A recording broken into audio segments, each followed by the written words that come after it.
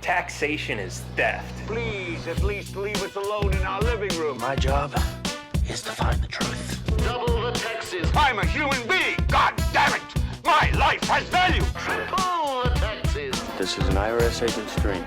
If you think that the Capitol will ever treat us fairly, you are lying to yourself. Beautiful, lovely taxes. Sorry, but I don't do taxes. Did you see the memo about this? The government is a greedy piglet. Just leave us alone. Do you know what Ralph just said? The roads. You boys like Mexico? I'm as bad as hell, and I'm not gonna take this anymore. Welcome back. Taxation is theft. And I have with me today Vicky Rose, who is running for Mississippi District 37, the Mississippi House. Welcome. How's it going? It's going great. I apologize for my attire. It's not very professional looking, but I've been out knocking on doors today. Awesome.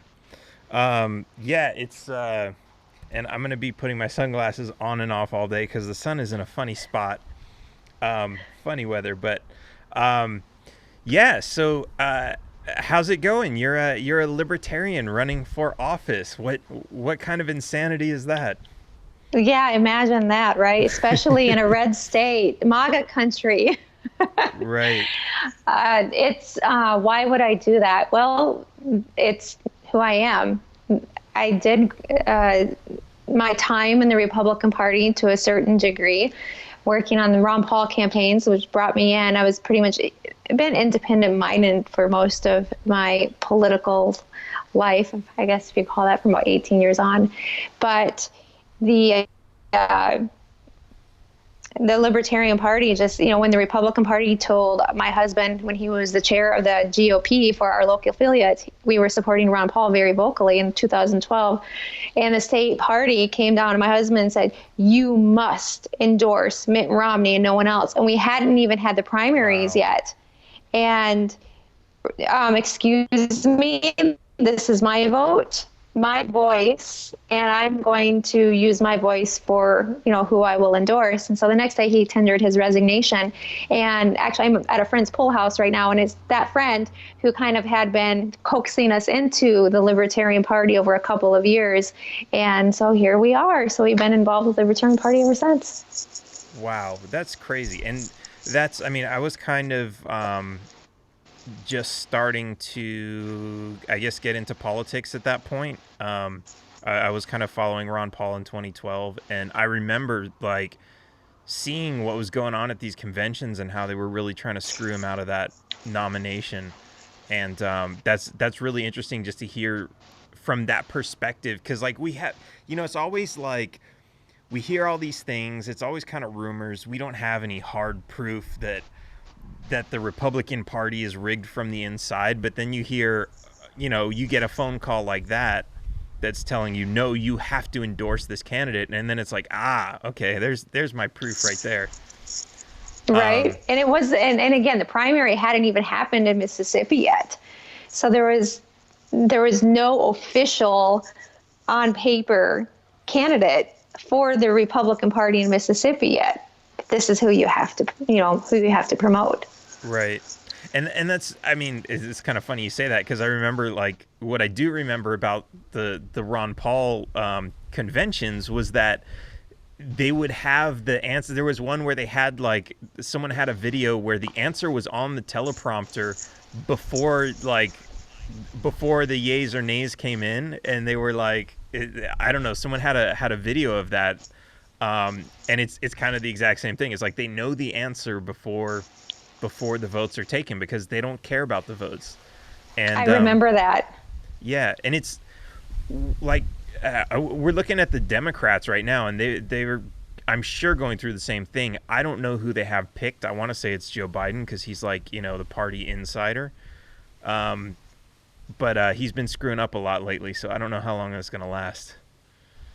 It'll be really interesting to see what happens over the next few months. A lot can happen even in 1, 2, or 3 weeks. And, I'm hitting just under 20 minutes, so 20 days. Yesterday's 21 days. So just under 3 weeks in my campaign. And, anything could happen in the 11th hour. Right. So let's talk about your campaign. You are out knocking on doors all day today, which a lot of a lot of candidates do that. Mostly it's libertarian candidates that do that. I don't think that the two big parties ever waste their time with that. I've certainly never seen one. But what's that like? How many doors do you have to knock on? How many people are in your district, and what kind of reactions are you getting from people? Those are some really, really good questions. But first, before I answer them, I just want to say that in the area that I live in, we have had a number of people knocking our doors, both on the Republican and Democrat side, in previous races. This year, in my own community, though, no one has knocked my door. For the other races that are going on. So in Mississippi, we have all the statewide races occurring, and then we have our state House, state Senate races on top of that, and then county elections are occurring also, and then a couple of school board positions. And we have 122 representatives in the state of Mississippi. Our state constitution says we can have no more than that, so we're right at the max. Right. And my district is, meet gerrymander. Mr. Gerrymander is this wonderful man who prevents people from getting on the ballot and discourages people, I should say, more or less, from running for office. And Mr. Gerrymander, he just kind of needs to be buried. And that's one of my objectives in running for Mississippi State House of Representatives is to help make this process more fair so more people can be on the ballot in 4 years for these races. Because in 2021, we get to redistrict after the census is performed next year. So how is door knocking going? It's going really well. I have about 8,000 households in my district. There's roughly 23 to 24,000 individuals per district for the 2010 census, and in Mississippi. And let's see here, what was the other data point I was going to give you? I have about 17,000 registered voters in my district. So if you were to go along with the recommendations for some of the expert groups that help you with, figuring out your magic number for how many doors to knock, I haven't honestly really been able to figure that out because of how the maps were changed in 2011 and 15. So I have knocked just about 1,000 doors by myself so far. And I really resisted in the beginning, even though my campaign started in March. I really resisted really putting myself out there until after the runoff elections that were at the end of August, because people were, even during the primaries and then the runoff primary, sending me messages saying, "Where's your name on the ballot? I want to vote for you and I can't find you." And even though I told people I'm not going to be in the primary, there is no primary for libertarians in Mississippi. So I didn't push that real hard because I knew that voters can be silly and then not show up in the general when it counts. So that's when I really started getting out. And now I have about 4 or 5 people who've showed up and they have said, "I'm ready to knock doors for you." So this week we're starting to roll out more people. My response is amazing at the doors. I've got about a 63% yes rate. So when I knock on doors, one of my strategies is asking them, "Can I count on you for your vote?" And I'm logging that in eCanvasser app. And I have around an average of 63% of people who are saying, "Yes, I'm fed up. I'm ready for change," because my opponent has been in there since 1999, 20 years, and he has not had an opponent for 12 years. And I am his first and only opponent in the last 12 years, and people are really, really excited. Awesome. So, I mean, is this guy, I know a lot of places I've lived, nobody even knows who their representative is. Is this guy pretty well known? In a portion of the district, he is. So again, the map is very gerrymandered, and the heaviest portion of this district is in a community called New Hope Community, and and that's in Lowndes County. So Lowndes County has about 11,000 of the 17,000 registered voters in my district, and so there's about 4,000 to 5,000 people that will show up to the polls in that area, in the New Hope community area, from that area. I might have that wrong. Well, anyway, it doesn't matter. But Yes, within New Hope community, which is where his stronghold is, he's very well known. That's where he lives. That's where his children have gone to school. He has classmates, and then he has siblings who went to school with others. So he's pretty, well entrenched. He was also a school board member in the Columbus School District, also for a length of time. So people know who he is. But then there are that he's a representative. He's been in there for 20 years. I get we need somebody different response. Right. So now, is this guy, is he Democrat or Republican? He is a Republican. Yes. And it's a Republican district, so that kind of makes sense why I guess the Democrats wouldn't even try. And actually, I think, okay, I do remember this because you sent me, I heard him on some radio thing, and he's talking about how far right he is. And it's funny because even like the extreme right will say like, oh, I'm not that far right. Like I'm right, but I'm not like, extreme right. And this guy referred to himself as, I'm so right, there's nobody to the right of me, which I thought was just like, I'm sure that's not what he was trying to say. Like he's not like alt-right or, an extremist or anything, but that was kind of funny how it came out. But so what's kind of his deal? He sounds like, he's got like the country accent. He's been around there for a while. I guess not the country accent, the Mississippi accent. And I don't know what can you tell me about this guy? I don't know him personally, on a one-on-one level, but yes, he is born here in Mississippi. He's from, like I said, the New Hope community, so he's going to have that strong Southern drawl. Myself, I've been in Mississippi for 10 years. I spent almost the first 10 years of my life in Tennessee. So at one point, I did have a very strong Southern accent, but it kind of went away when my family moved to Minnesota because that's where my daddy was from. And I can turn it on if I need to, but I'm just going to be real to me. Nice. But Mr. Chisholm, he's a really nice man. He's one of these gentlemen who has, I think he's got integrity. He knows what he believes, and he's going to stand firm in his beliefs. And he's not going to move. He's not going to budge. There's no way to do it. But, you mentioned the radio interview on Super Talk, and I really had a good chuckle out of that. Because what you failed to mention is that he says, yes, I'm running against a libertarian, and libertarians tend to be, well, almost no government. So she might be more far to the right than I am, but that would be really hard for somebody to even go further right than me. And that conversation came up today when I was knocking on a door. A gentleman had told me that he knew Mr. Chisholm and he was probably going to vote for him. And I said, that's great. You have to do what you need to do because this is your vote and it's important to you. But I would like to know if you have any questions for me in case I do win this race, because you need to know who's going to be representing you. And he really enjoyed that question. And so we started a conversation. And he said that, Gary's pretty far right. He never has voted for a tax increase. Whenever an opportunity comes up for a tax increase, I will not. And I said, I was thinking about that when he said that. And I was thinking he's probably thinking about not voting for, raising taxes. But I can give you one example that I know off the top of my head where he has. And that was in 2016.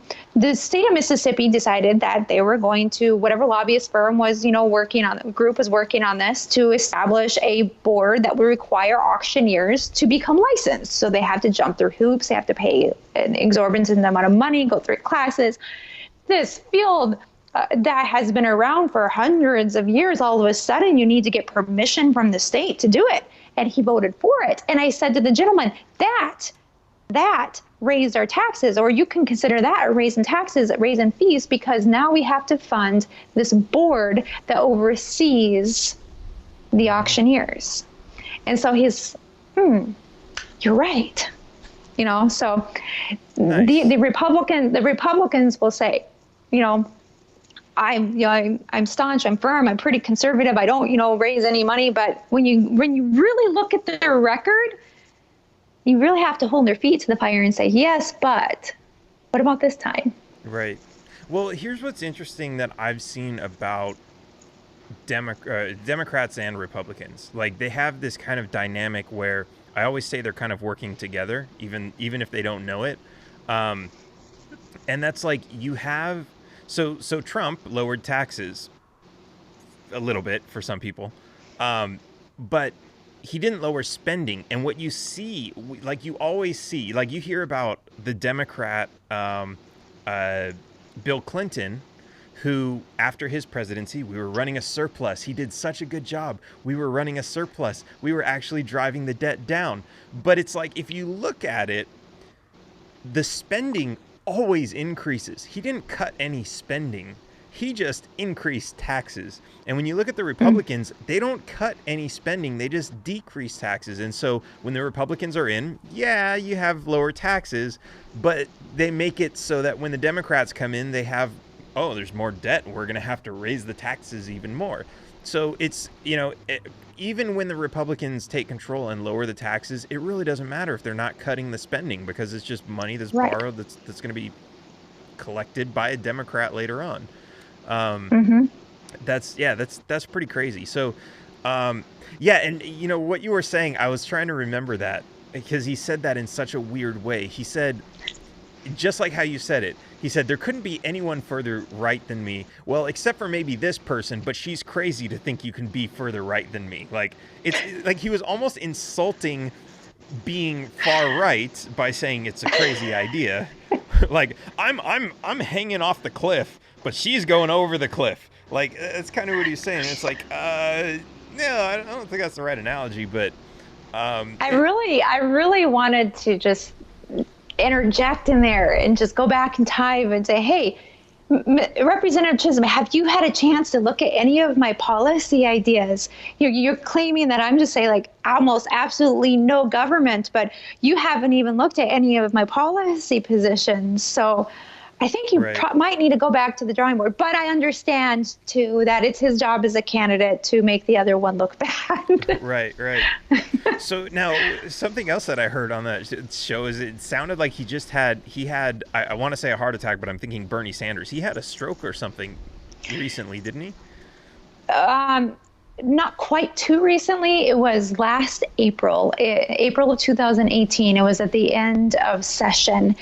And to my understanding, he had a very difficult time with it. And he actually had the one stroke, and then he got into the hospital and he had a second stroke. And he has gone into detail on it. He was interviewed by the Clarion Ledger out of Jackson, Mississippi last early summer, I believe it was.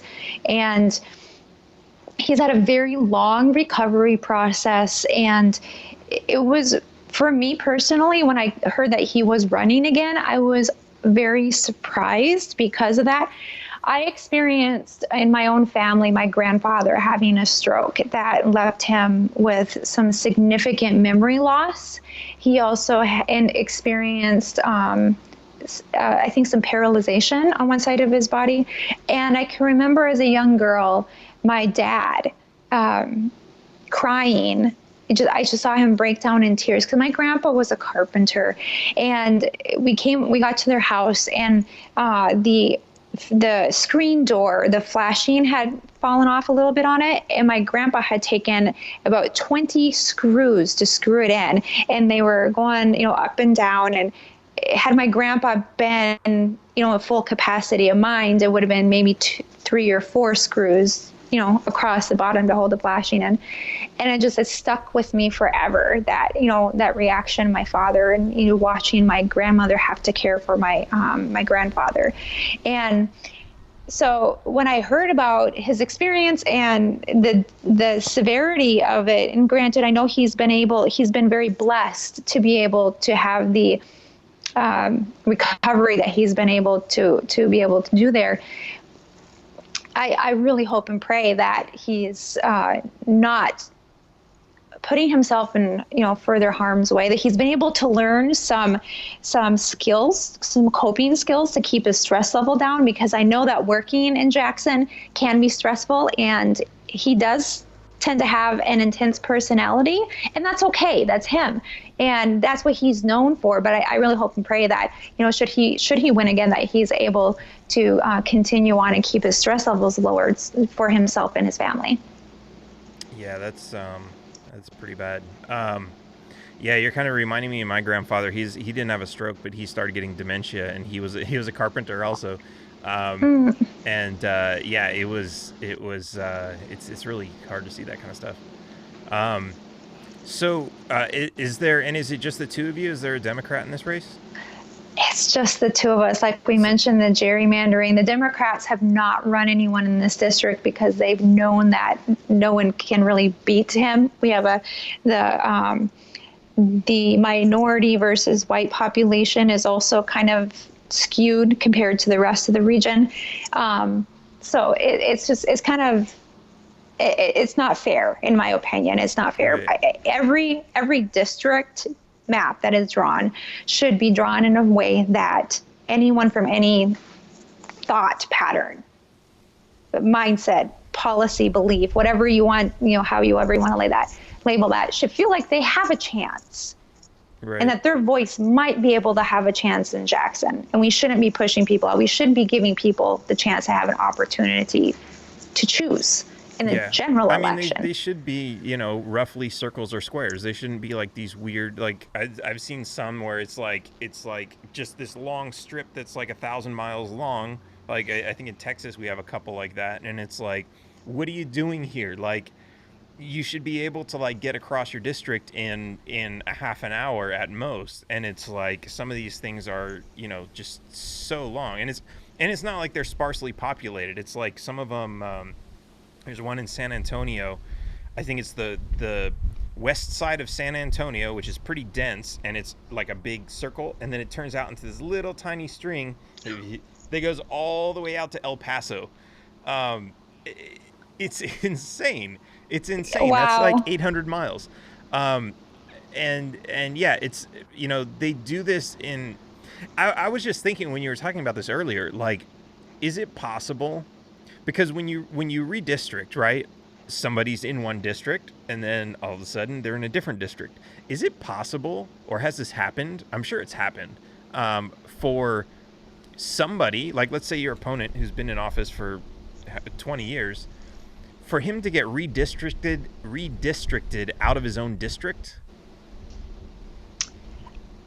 Yes. And what happens? I mean, I guess, I don't know. I guess the weird, I was thinking that the interesting thing about that would be that he's no longer in touch with any of his constituents and he has to start from scratch. But I guess if they're redistricting in the first place, then that happens anyway, even if he stays in the same district, just because his district now.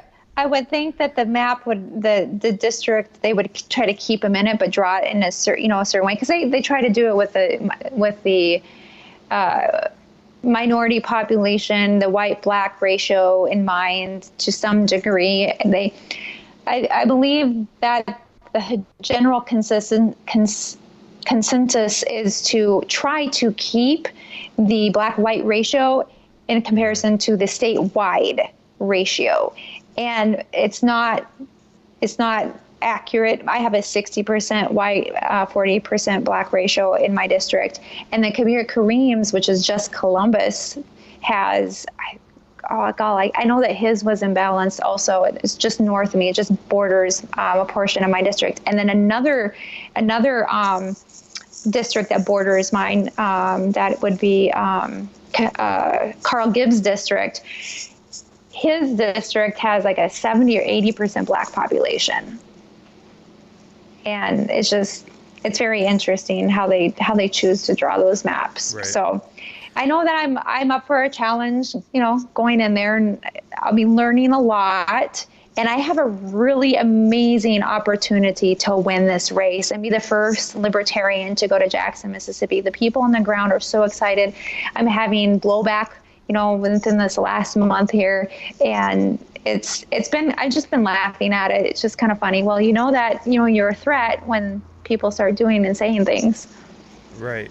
So I want to get into some policy with you in a minute. Love to. But first, I want to ask, and especially since you mentioned blowback, what kind of blowback are we talking about, and what kind of what kind of response are you getting from the press? Are they being friendly with you, or are they trying to remain silent and not mention that you're running? What's going on there?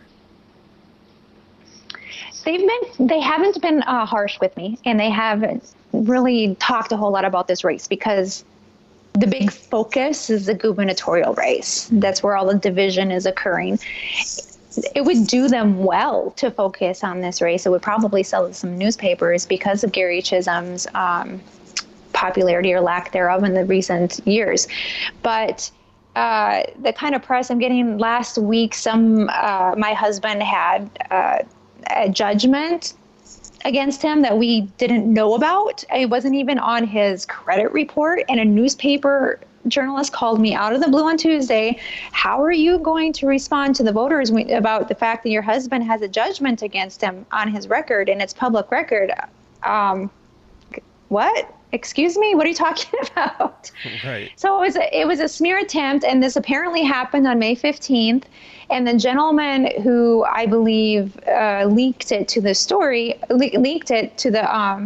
press, he was in the newspaper saying, if Vicky cannot pay her bills, she shouldn't be holding any position in the state of Mississippi. My name wasn't on the judgment. My name wasn't on the bill. It was a disputed invoice between him and my husband, and I had told my husband, "You take care of it. I'm running for office. I don't want anything to do with it. You hired him to do a job. He did a bad job. Just deal with it. I trust you." And so of course they're trying to pin it on me. So I wrote a letter as a letter to the editor, and I got some really, really good response. A lot of people, yeah, I could see through that. And then we haven't had any public forums. I've been begging people, can we get a public forum between Gary and I? I know that I would do amazing in front of a lot of people in a public forum capacity with him, but he's kind of silent, and we're not hearing anything. I don't see the press as being hostile toward me, but my signs are being stolen. And when we find out who's doing that, I will press charges. I know it's part of the routine for campaigning. You expect it to happen, but I'm a libertarian. And I tell people, the libertarian philosophy is, don't steal my stuff. Let me live my life. As long as I'm not hurting anyone, leave me alone. And that's how I'm going to govern. Well, someone's stealing my stuff, I'm going to hold people to that, right? This is my property, my campaign purchased this. You're stealing my signs. Yes, they're $2 or $3 a piece, but it's a principle of the matter. I don't care if this is just, campaign tactics and people don't want people to know that I'm out there. I get it. It's campaigning, but you don't steal my. Right. Yeah, it's I went through that on one of my campaigns too. It's and we saw a ton of that with the Trump and the Hillary and everybody else too. So it's interesting, but yeah, set some cameras up and get some faces and post it online. I'm not exposing the strategies we've been using, but see, it's not just a bunch of kids that are doing it to be silly. This is people where my signs have been in there longer than my opponents, and then all of a sudden my opponent's signs go up same day mine are gone. Right. This is a tactic by either the GOP or some of my opponents' supporters that are doing this. This is interesting too, because I've talked to people who, and I mean, this because you've worked in the GOP.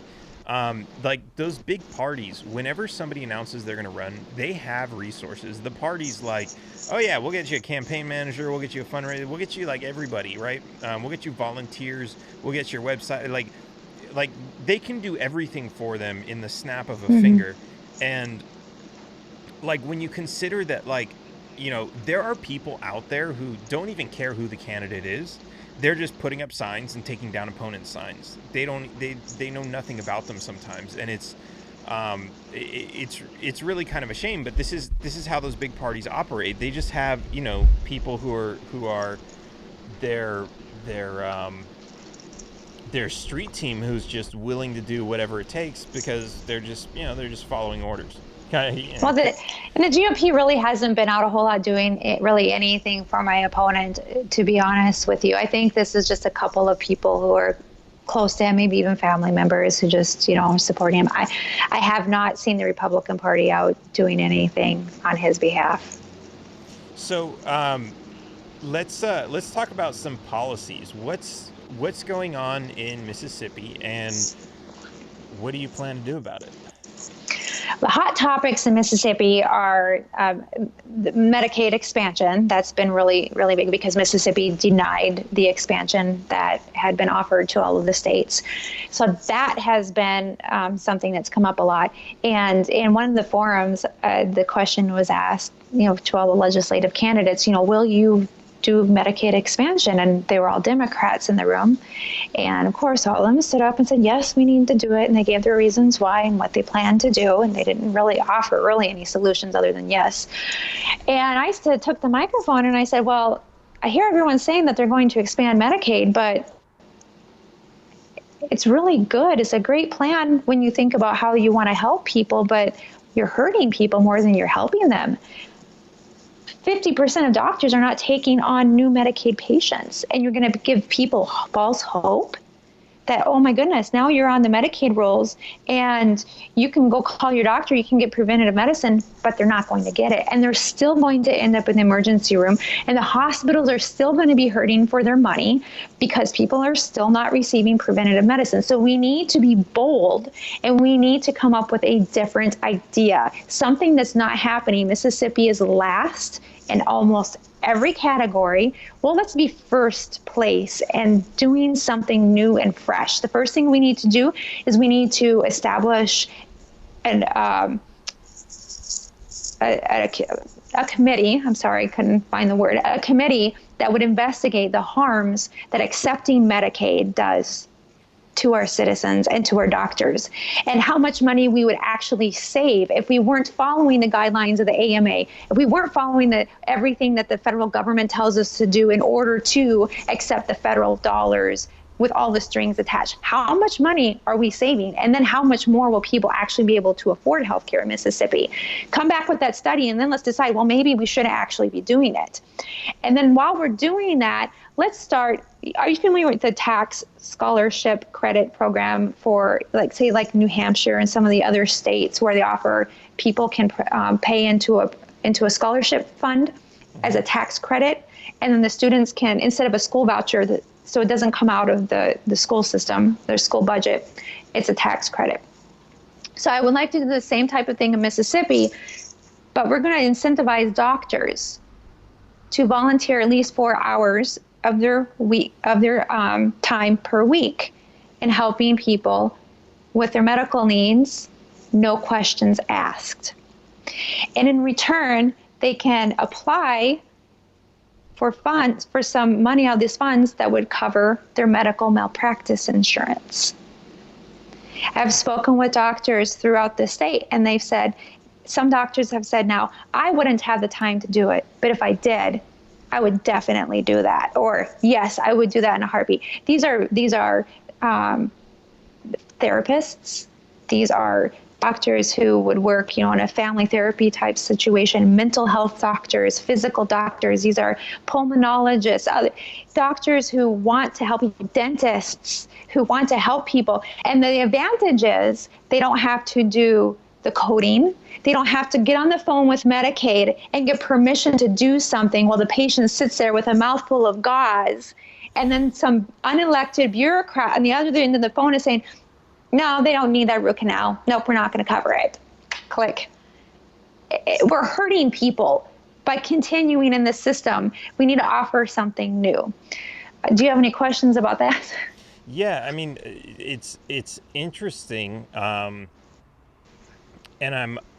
So are you saying that basically they would, for a certain number of hours, somebody would come in, they would basically give them a free procedure, and let's say that procedure costs $1,000. Instead of charging the patient $1,000, they would get a $1,000 tax credit on. Oh, no.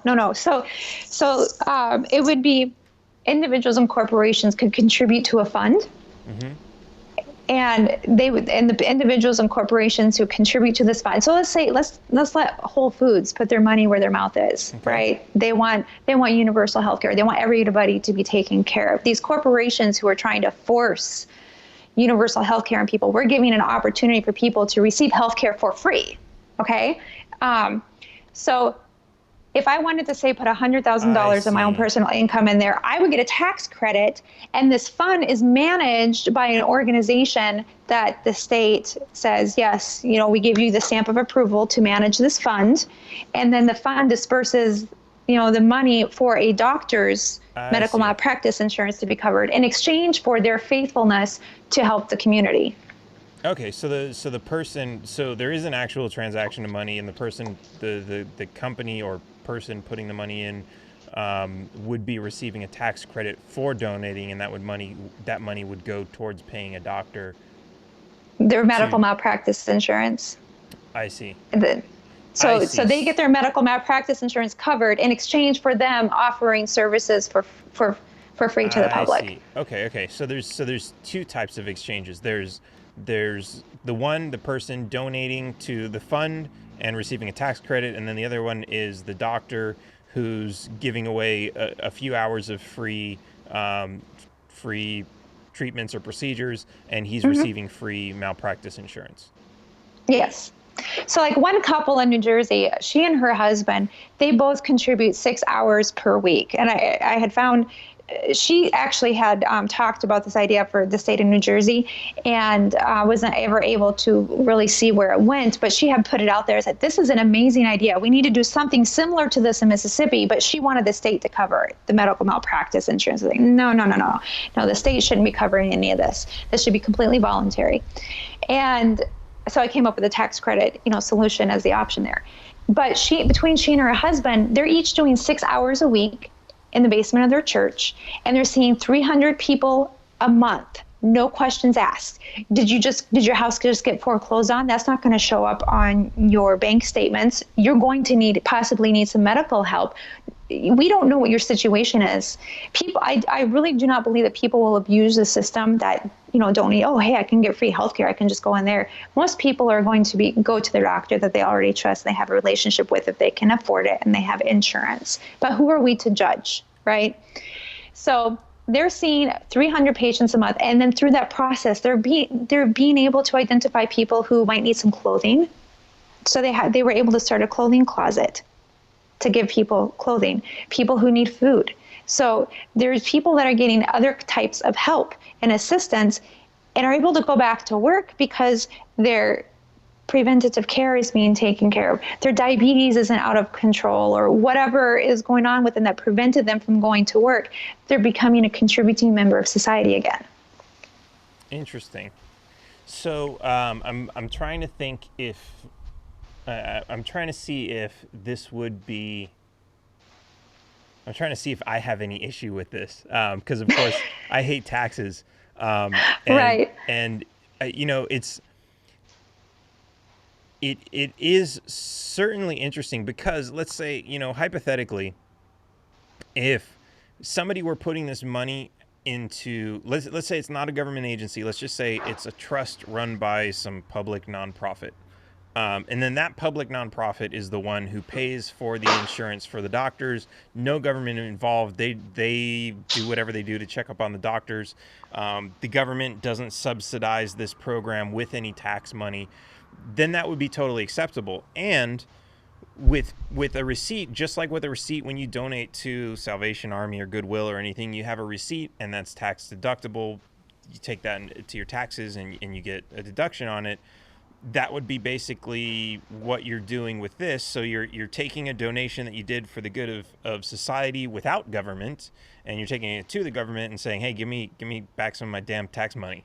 Is that basically? Okay. And that's what happens with the same program for schools. I'm not pro school voucher because it's a Pandora's box. You don't know when someone is going to say, and we're starting to see it happen in Mississippi actually, hey, this is state money, you're giving them vouchers, we have to control what's being taught in a private capacity with state dollars. There are some instances where the Supreme Courts have ruled, in various, instances that, hey, this is okay to do this, but people will continue to try. And I cannot support school vouchers for that reason. That's why I support the tax credit voucher system over and above that. In Right. the end, ultimately, this Constitution, the state of Mississippi Constitution, says that we must have public education.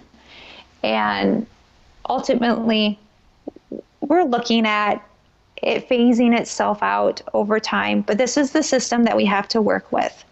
And we have to continue to offer it because our Constitution says that. Let's make it work without taking more dollars from the taxpayers. Let's find out ways that we can take less dollars from the taxpayers to continue the system that we have. More people are starting to homeschool. More people are starting to do things online, right? So we're not using that system as much anymore. We're phasing it out over time just because of where humanity is going.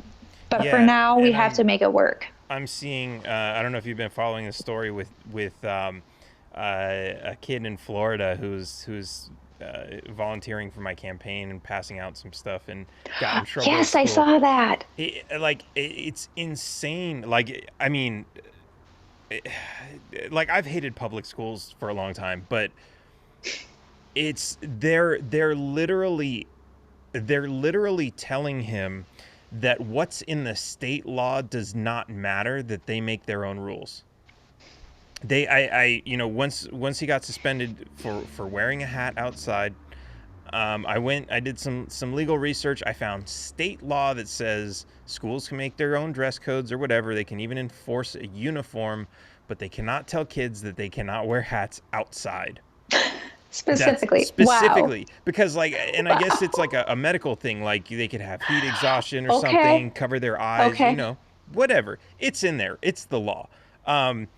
And so I give that to his parents when they go in for the meeting before they go back to school. They show this printed law from the state website that's got all the laws. It says 2019 on it. And they say, oh, well, yeah, but that's state law, and we have our own policies here at the school and in the district. And I'm just like, how do you? But this is the thing. Like, I've tried this at the DMV. When I first started getting into we're gonna go off on a little tangent here, but when I first started getting into how much of this government crap is really necessary. I found a federal law that says no state can deny a privilege to any person for refusing to give their social security number. Yes. And I took that to the DMV and I said, give me a driver's license. And they said, here's the form. And I gave it back with the social security number empty. And actually, the woman at the counter was very nice. And I said, yeah, I'm not going to give my social security number because I have here. And I pulled out the paper, federal law that says I don't have to. And she's, oh, wow, this is really interesting. She was, she was being nice and friendly and interested that I found this. She went back to tell her manager, and her manager came out, and she was irate that I would even propose this. And I'm like, well, it's federal law. It says so right there. It doesn't matter. If you have a social security number, you have to put it there.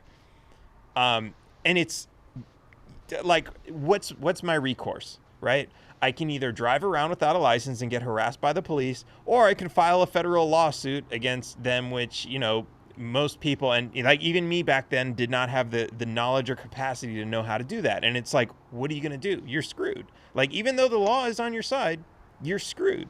And they could have just entered 00000, in there in place of it, but they don't know that. The computer would take it. Yeah, and they don't want to do that. It's because they want to be able to track us and all this other garbage. So it's really interesting. And it's, especially with schools, I was just thinking the other day, I see all these countries where people are revolting against their governments. And a lot of them are actually pretty young. Like you see people who are, from the late teens to the early 20s. And I'm thinking is that what killed America's revolutionary spirit? Because we're all still in school until we're 24?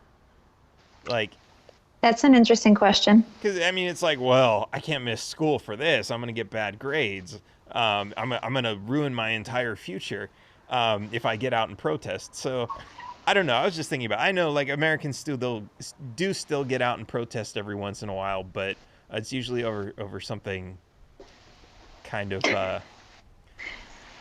It's frustrating because Yeah. we see these things that so recently in our local area, there's been a group that has been going across Northeast Mississippi to ban kratom. And they first started out in part of my district that I'm, striving to represent, not in my county. And they succeeded in 2 of the localities and then the entire county. And then they brought it to my backyard. And I said, nuh-uh, not on my watch. I stood up in front of a board of supervisors for my county. I stood up in front of my city council, and I explained to them how people are being helped by this. And no one else would come out who uses it. Yeah. I don't even use it. The only thing I wanted to do was hold my elected officials' feet to the flames and say, you will honor your oath to the state constitution of Mississippi, Article 3, Section 32, and the 9th Amendment of the United States Constitution. You swore to uphold those, and you're going to do it. And they did. Well, I can tell you this, the Mississippi Bureau of Narcotics doesn't like me very much now. Yeah. That was fun. It's And we're still fighting. and I still don't even understand what kratom is. I know it's a plant extract. I know it helps with I guess some people say it's kind of like coffee. It'll give you a little energy. Some people say it helps with pain relief and arthritis and some other stuff. Okay, there's a number of different things people might use it for. Our soldiers use it that have PTSD, and so they can't use marijuana, but kratom's not illegal, so they're getting relief from kratom. It's very hard to overdose on it. I don't think anybody can really overdose on it. You get major stomach upset if you take too much of it. Anybody has the ability to be addicted to a substance. 7 people out of 100 are going to have an issue. Okay, so you're going to punish 93 people for the 7? Excuse me, hello. Right. But it's okay. Anxiety, PTSD, pain. It is not an opioid. What it does is it acts in the brain as the same opioid receptors, and it mimics that. So people who are on prescription opioids and have addiction problems have been able to get off of it, and their body doesn't have the pains. And some of them, not all, because sometimes opioids do work better for some people. And, who are we to say? I'm against, the restrictions that people are putting on that too. And I think that's how you first messaged me, was one of the graphics I put up. I'm already against the next restriction. I'm already against the next ban. I mean, they're trying to do the vaping bans, the vape oil bans. Right. We're going to be out 13,000 jobs in the state of Mississippi, $43 million in sales in the state of Mississippi with vape oil alone last year.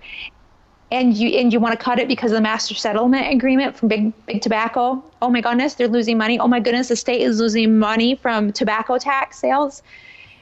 But people are getting healthy from it, and a couple of people are making bad choices. And so let's punish everybody.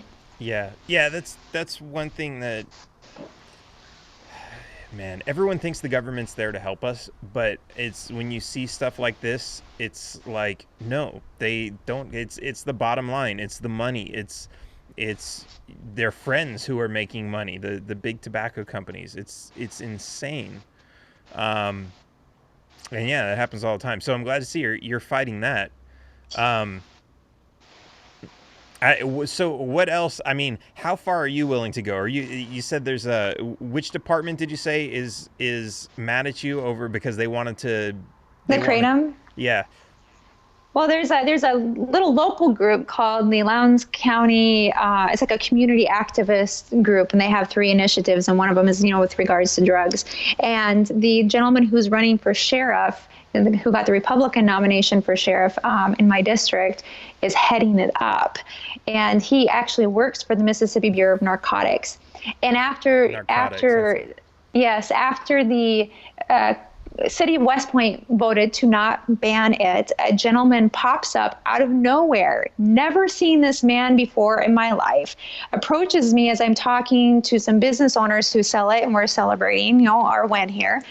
And Vicky, I've been following you, and you're doing so wonderful and so great. I love what you're doing. And he just really wanted to dig, and I was just like, This is really interesting. And I've had other experiences like that right after the insurance lobby found out, because my opponent is the chair of the House Insurance Committee, and he's an insurance salesman.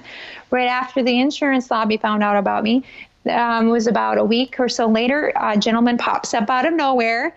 I had sponsored an event through my campaign for the Homeless Coalition, and he pops up out of nowhere. And my friend who was hosting it said, "I've never seen this guy before. Don't know who he is. Just where did he come from?" And he's a Chinese sympathizer, and he's trying to, lure me in. This is pretty interesting. Where did this come from? Yeah, it's weird, and I've heard some similar stories like that where people get the feeling that they're being set up, or someone's trying to dig for some information, like, oh yeah, like they're gonna trick you into selling them some weed or something so that they can just bust you and take you out of the race. That's always really interesting. But I'm just thinking, like, okay, so you mentioned the Bureau of Narcotics. Would you attempt to dismantle that bureau as a legislator? Gosh, yes. I was just speaking to a woman today, and she was telling me her story about her son, who has a felony now because his wife had lupus, and he started taking some of her prescription pain meds, and then he ended up doing something wrong in that regard. She didn't tell me the story. It doesn't matter. The fact of the matter is he was doing something that didn't hurt anybody else, and the state, slaps your hand, and you shouldn't be doing that. So now you're a felon. You can't get a job the rest of your life. So now he's a 40-some-year-old man living with his 60, 70-year-old mother. She's not the only one in our state that's suffering that way.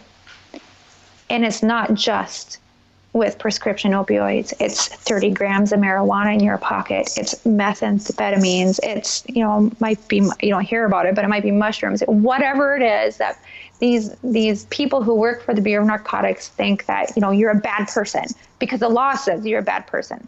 Because the state statutes say you're a criminal, that means you're a bad person. So I was telling her, here's how far I would like to go. I would like to introduce the legislation to repeal anything that's on the Controlled Substances Act, because our families are hurting. When a father or a mother is taken out of their home and put in incarcerated, not only do they run the risk of themselves being beat up and then having to be extorted for money and finances from the violent criminals who are in jail, and then their family suffering financially because of that.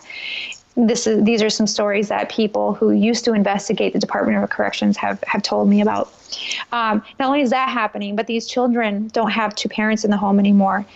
We know that when children have two parents in their home, they succeed in school. They're more confident, they're happier, they thrive. They thrive in their community. These kids are sometimes being taken out of their homes and put into foster care. 80% of children put in foster care end up in the prison system themselves. We are spending over $40,000 a year per inmate for nonviolent crimes. That's over $4.25 million Mississippi is paying annually. That's just an incarceration piece. That doesn't include the amount of money that our state is paying for these people when they can't get a job. And our state is having to give them food stamps and other assistance because they can't get a job because the state called them a criminal. These people are not receiving help because they're stigmatized. They won't go to their churches because they're a sinner. They won't tell somebody, I need help. I have an addiction problem and I don't like it and I don't want it, because they're afraid they're going to go to jail, or their church family is going to, say, hey, you're bad. And or the family members are going to be chastised. How could you let that happen under your roof? And this woman here that I spoke to, and I said those very things, she says, that has happened to me. So I would repeal this. So that's going to get rid of the Bureau of Narcotics. But not only that, I told her I want to make reparations for all individuals who are currently alive. We need to allow their records to be wiped clean if they have no violent crimes on their records, just because they were ingesting something into their body for whatever reason, no judgment, they didn't hurt anybody else or had something on their person. They should not carry that burden with them for 75 years and not be able to thrive and survive. Right. And I'm looking up to see, how many people this affects. There's So I'm trying to get some stats here, and Georgia's the worst. In Mississippi, we have 4,000 nonviolent offenders in prison right now. Well, so the total number of felons is about 10% of the population, a little bit less than that. Looks like 8 or 9%. And that's and that's kind of normal. I mean, Georgia's the highest one at 15%. Texas, Louisiana, Florida, those are all around 10%. And Mississippi's a little bit below that. So yeah, that's insane. I mean, that literally means you go to Walmart and you look around, and 1 in every 10 people is likely a felon. And most of those people are good people. Like, most of these people are, they are bullshit charges. They're nonviolent offenses. They're possession of drugs. And what people don't realize too, I've been trying to bring this out to a lot of people, is the stigma of felons is that they were doing something wrong. But there's so many people that, like, you can be driving a friend, you can be an Uber driver, and somebody can drop drugs in your car, and then you're driving without a passenger in your car, and you get pulled over, and now they find the drugs that your passenger dropped, and all of a sudden you're a felon. It's insane. And I know personally, like, stories of people that this has happened to. Parents lend their car to their kids go out driving, they have a friend, their friend drops some drugs in the car, the kid doesn't want to rat out their friend, the parents do, and like eventually the dad ends up almost going to jail because none of the kids want to confess to whose it was. It's insane. The same thing with prescription medications. Someone legally has prescription medications in your car, and then they forget them there. You're screwed. You can be totally screwed. It's just insane. And this is like you said, this is hurting people's jobs. You gave the example of somebody who's living with their mother now, and now they have to take care of them. And it's like they're expected to now, make enough money to pay for themselves and their parents. And they just, where are they supposed to get this money from if they can't get a job? Because you're a felon. Plus, his wife has lupus. I mean, that's a hardship in and of itself. Yeah, it's insane. I mean, you're preventing people from getting access to medicine, which means you're making people more sick, which means you're making more people require somebody else's help, and at the same time, you're taking away everybody else's ability to take care of themselves and to work and earn money to do that. It's insane. And in the Mississippi Bureau of Narcotics, okay, yes, yeah, you're probably not going to like me hearing me say that right now. Hey, those are jobs. Those are real jobs that people have. Right. It's going to save the state money. We have more people employed to some degree with government in the state of Mississippi than really any other industry. It's the largest employer in the state. And it's probably true for most states, actually. Yeah, but we start cutting out some of these departments that are hurting people with the original objectives. We're gonna save money. We're gonna be able to put the money into, hey, do our schools not have enough? And the schools is another issue. I got a survey from the Friends of Mississippi School of Math and Science. It's an amazing school. It's like number, I think, 6 in the country as far as high schools go. But one of the questions asked was, do you support, more money going into the schools, K-12 programs, and one of the other, I don't remember what else it said. But I said, well, after we've gone to the drawing table and we've worked the Shadwhite, our awesome, amazing state auditor, and found all the places where the state is spending money that we shouldn't be spending money, and we can redirect those funds and not take more money from the taxpayers if we really need it. That would be my last resort, though. My first resort is standing up to the federal government and saying, we're not going to follow your regulations. We're not going to do Common Core in this state any longer. We're getting rid of the testing requirements because it's hurting the students. It's hurting the teachers. The teachers can't teach. They can't do what they thought that they loved to do. And they can't help people thrive and become the best possible versions of themselves, which is what they wanted to do. And they can't do what they wanted to be able to do to help society because our government puts restrictions on them and the red tape and all the hoops that they have to jump through. And when Mississippi can get rid of all that red tape and can allow the local governments to decide their curriculum and the teachers to teach how they know they can teach best, we just might not need more dollars, because the real problem is too much regulation. Right. And you started that out with an interesting point that it's going to cost jobs. It's going to cost state jobs. And I know a lot of people are worried about that because they're like, well, oh, I work for the government. It's actually, I was giving out, my propaganda at an event one day, and the one person who really seemed to stand up and be pissed off about me saying taxation is theft was, outed herself as somebody who worked for the state tax collector. And so, of course, not only is she mad because she knows her paycheck comes from taxes. And I've had conversations with the TSA, and most of them hate taxes. Even though that's where their paycheck comes from, not really, because it comes from the ticket. But, it's not. People are like, government employees are worried about when you talk about cutting agencies, because they think, oh my God, that's my job. And what makes it worse is the government usually pays sometimes as much as 2 or 3 times what a private sector is going to be doing. So let's use the TSA as an example.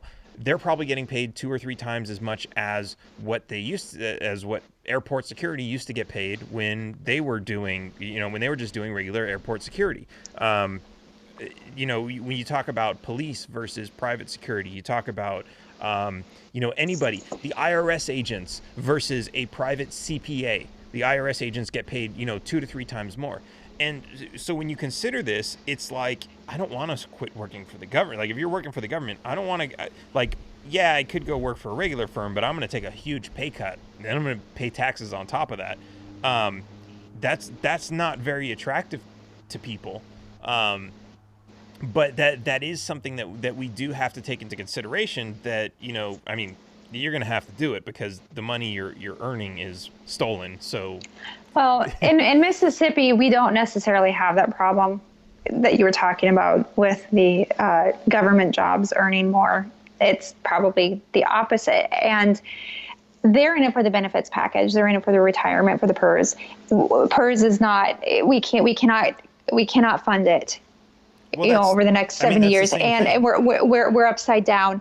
But I believe that we need to open up the option for, like a 401k option or whatnot for employees, to put into that.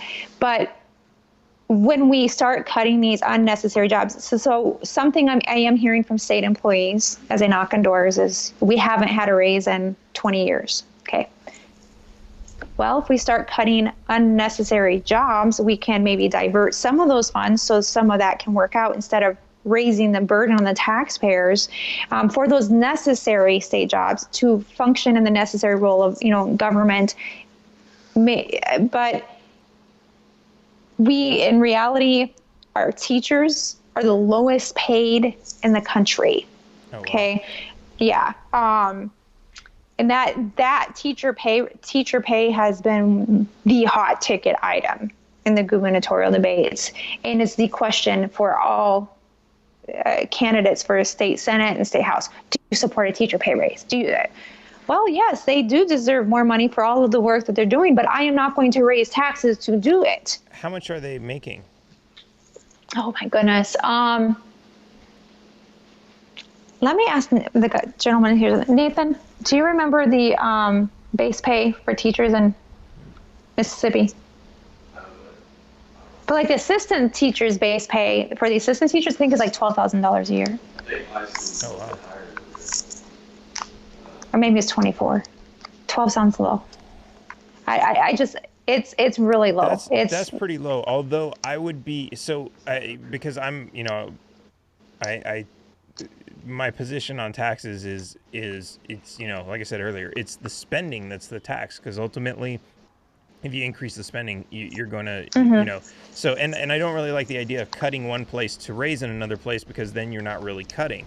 But what's interesting is, if you look at, and I'm curious to see how this would work, is if there are restrictions, and I've seen this, in different places where, whether it's in healthcare or in education, where people working for the government make less, but then people who are able to create their free market alternatives, so somebody creates a private school, for example, they pay the teachers better, they provide better education, and if people are able to switch and maybe save on their taxes, the money that they're spending on taxes, they get to spend on the school instead.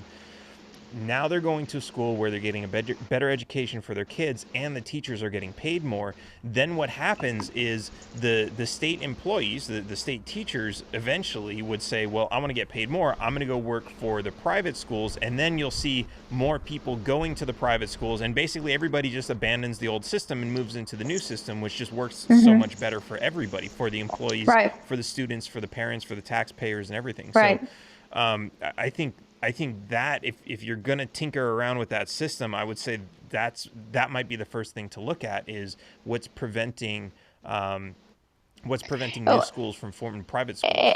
And we don't have our I was actually just looking at this with a friend last couple of days, because they had been talking about wanting to start a private or public school. But our state law is actually quite wonderful. You don't have to be accredited with the state. If you want to start a private or for-profit school, nonprofit, you can start a for-profit school in the state of Mississippi. You don't have to be accredited. If you're accredited, then you have to have your teachers that are licensed. But if you're not accredited, teachers don't have to have licenses. You don't have to follow under the strict guidelines for testing or subject matter. What is that going to? So let's say I'm a parent and I'm deciding whether I want to send my kids to this school or this school. What's unlicensed schools versus a free licensed school versus something I have to pay for and it's not accredited. Have you familiar with the Waldorf schools? No. Okay, so there are a number of schools that historically have been for-profit schools that do have some unaccredited teachers within them, and the benefit to that is they're like a free agent. You can trust them to be able to really listen in and tune into your child and their needs without all of the. So let's take a salesman, for example. My husband's business, he prefers to hire somebody who's never actually been in sales before, because they don't have to unlearn everything that they were learned and taught and how to do it, and he can put them in there and train him the way that they need to go. The same with somebody who has a passion for a particular subject and they have a good grasp on the subject matter, and to be able to allow a student and take a child under their wings and be able to help the child flourish, help the child learn and grow in that subject matter. Teaching degrees are a good thing to have. I'm not saying that you shouldn't, if somebody is inclined to go to school and get that teaching degree and learn more to enhance what they can help with others, that's great. But not everybody has to do that. And in the end, it's all about personal choice. If a parent feels that it is better for their child to go to this school for whatever reason, and they're going to look at the whole package of it. They're going to look at the results, the proven, results over time. And they're going to look, probably have tours of this as a public school that they're going to be paying for. Do I really want to send my child there? This is their choice in the end. And that's what we need to get back in America, is to personal choice. Yeah, for our individual lives. It sounds great that that's available, and I'm wondering why isn't that the big thing there? Why isn't everybody doing that? I'm wondering, what maybe you have an answer. Oh, okay. So why in Mississippi? Why isn't it being done here? I mean, so it sounds like you have the environment where anybody can kind of create their own schools and do whatever they want and not have to worry about state enforced schools and everything else. Why isn't everybody just switching over to that? Is it just expensive? Well, we don't have the schools, for one thing, and people have to be willing to change their mind to do something a different way. Now, remember, we're in the Deep South. Where doing what your mama and your daddy and your grandma and your grandpa told you to do is how you do it. You vote Republican because you were told to vote Republican all your life. You vote Democrat because that's what grandma, grandpa, and mom and daddy did, right? Right. So it's entrenched. So it's a matter of changing your mind. And this race, me winning as a libertarian, is going to be a catalyst to give people permission to do something different than they've always done. Hey, a libertarian won. A libertarian went to Jackson, Mississippi, in a heavy red state, in a red district. We don't have to do everything the way we've always done it. We can actually question everything. Right. Yeah, that's really, and I hate the word permission because I like to say free men don't ask for permission, but you're right. That is like, I mean, I went through that too. Like, you know, there's a point where mentally it's like you can't do things because you believe it's not, like, you're not supposed to, or you can't, or you don't have permission, or you're looking for somebody to give you permission to do it. And a lot of times when you do that, a lot of people will tell you like, oh no, that's crazy. That's crazy. Like, man, when you ask someone if you should start a business or, you know, something like that, a lot of people, no, just go get a job. I've been through that myself. But it's really interesting that you say that because yeah, sometimes you do need sometimes the permission is somebody telling you don't need permission, and that's that permission that you need. So that's really awesome. So all right, we're getting to the end of the show. I want to give you an opportunity to give any plugs, anything. Do you need anything for your campaign? Are you looking for volunteers, donors? We've got your website on the screen here if you want to say it so everyone can hear it. Okay. Thank you for the opportunity. Establishment politicians are failing Mississippi families, just like they're failing families all across the country. And it's time to send a new voice to Jackson, Mississippi, who's going to be the voice of the people, not corporatism, not for corporate America, but for the people that I'm meeting every day as I'm out knocking on the doors. But I do need help. You're right. Thank you for asking. First, you can go to my website, voteforvicky.com. And it's FOR, voteforvicky.com. And it's great because I can use that in future races too. So you can contribute to my campaign. Right now, I have a goal within the next 2 days, actually, for $800 towards radio ads. I've got 3 radio stations that I'm trying to get on. It's $10 per ad for me to do that. And I'm going to be reaching various demographics with that. I do have another radio station who just contacted me earlier today who was talking about doing something completely and totally different. So that's amazing, reaching the Democrat demographic with that. So I'm excited to move forward with that. Volunteers, if you are in the southeastern region, we got some place for you to stay. I've got 20 days, well, as of this, pretty much 19 days left in my election. And yes, I do need door knockers. If you're available to come out and hit some doors, if you enjoy doing that, we're about 20 minutes from, no, I'm sorry, my district actually borders Alabama. There are times where I'm driving my district, I'm like, over the state line. Whoops. Okay, let's turn back around. So if you are on the western side of Alabama, I'd love to have you, or anywhere in Alabama. I'm about 2 hours from Tennessee. And so we're northeast Mississippi, about 2.5 hours from Memphis. So give or take there. So contributions would be great right now. Like I said, $10 a radio ad. I have got enough literature to knock about 4,000 doors yet. That sounds great. So, and your website is voteforvicky.com. And Yes. That sounds awesome. So I hope you can meet that goal. That sounds pretty reasonable. And radio ads are always really awesome. They help everybody. If you're a libertarian and you want to help the libertarian movement and you're not even in Mississippi, go ahead and make a donation and spread the word. Well, maybe I should ask first, can you take out-of-state donations? Yes. Okay. So there is no cap on a personal donation coming into my campaign from anyone that is a U.S. citizen. No cap. So if you're ready to write me a $50,000 check, I'll take it. Okay. Awesome. It's Friends of Vicky Rose, P.O. Box 864, West Point, Mississippi 39773. You can send the check tonight. The corporate limit is $1,000, and I'm not really trying to take any PAC money. Oh, sorry. Awesome. Lost you there for a second. Awesome. All right. Well, thanks again for coming on the show. It's really great to talk to you about all this. I hope your campaign goes well. It sounds like you've got a really awesome chance. You've got a really solid platform and strategy. And I hope you can meet that goal and get those radio ads. I'm sure you will. And awesome. So thanks again for coming on, and we'll see you soon. Thank you for the opportunity to talk to your viewers. I appreciate it. Absolutely. And taxation Good luck is in your theft. campaign.